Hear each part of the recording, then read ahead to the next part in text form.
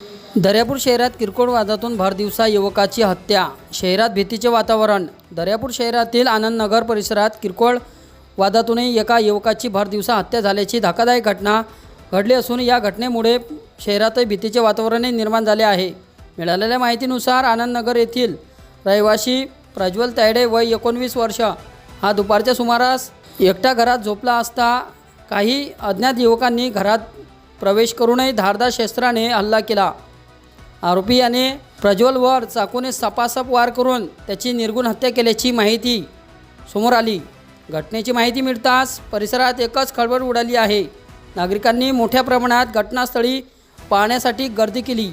भरदिवसा घडलेल्या या प्रकारामुळे शहरात नागरिकांमध्ये भीतीचे वातावरण पसरले असून शहरात कायदा सुव्यवस्थेचा प्रश्न ऐरणीवर आला आहे.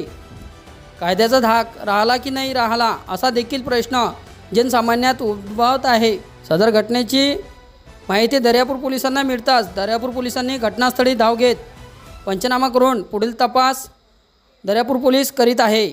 आरोपीच्या शोधासाठी पोलिसांकडून विविध पथके रवाना करण्यात आल्याची माहिती समोर आली आहे.